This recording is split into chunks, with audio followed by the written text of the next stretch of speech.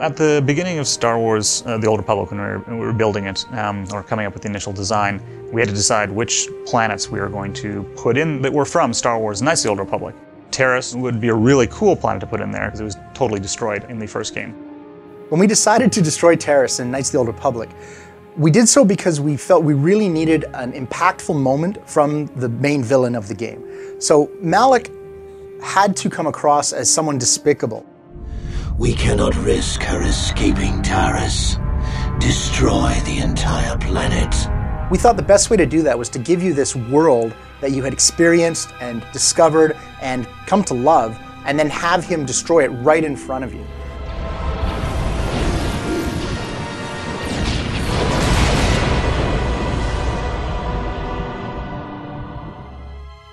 We're bringing it back in Star Wars The Old Republic. It's one of the major worlds in the game, and it hasn't been reconstructed, so it's still in ruins. And it's really cool because you finally get to see what happened, you know, hundreds of years after you left Taris, after it got blown up by Dartha Malaka. When we first heard about Taris, it was definitely one of the coolest things we had heard, because in my opinion, Taris is possibly the most iconic planet on the original KOTOR. It's definitely the most memorable. Everybody knows what happened to Taris. It doesn't end very well. How do we sell the fact that Taris was a city planet, and then all these thousands of years later, what does it look like then? We were kind of balancing city planet destroyed along with, you know, it's kind of a swampy, what would it look like now? Because it's not just a bunch of ruins out there, it's actually a city planet that people are familiar with. The general story of Taris right now is it's been in ruins for hundreds of years. You know, the raghoules, which are one of the big enemies in the sewers of the original Taris and Knights of the Old Republic, are rampant around the planet. So the raghoules, they've evolved over the past 300 years, just in ways where their ferociousness, just the kind of attacks and the kind of things that they're going to do, just seem that much more vicious. They're particularly challenging because they came from what were humans, so bipedal creatures, but because they're encompassed with this disease, you know, they're sort of bent over and twisted. And that was something that we had in the original KOTOR, and we wanted to bring that forward into Tor as well. You know, where our animators really shine is where they can use different references to various different kinds of animals and creatures. So the raghoules, you know, stem from kind of ape-like movements, almost like a big giant, you know, gorilla or something like that. And then, you know, how you'd mix that with a human and how it would move. The story of Taris in the Old Republic is a very interesting one. It's a very symbolic world. The Republic wants to rebuild it to show that even with all the devastation wrought by Malak and the Sith, they can rebuild, they can survive, they can come back from this kind of thing.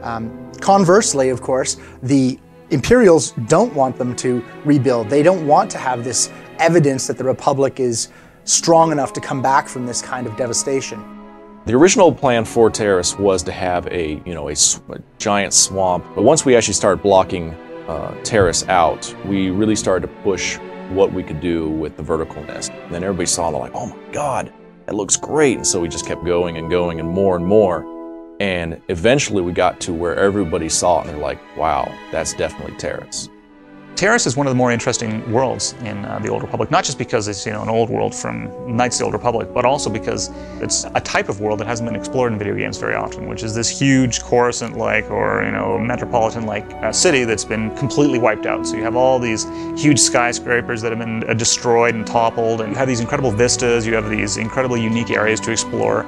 It's just a very unique looking planet, and I think people are going to be impressed with it. I know that it's one of our favorite planets here on the team.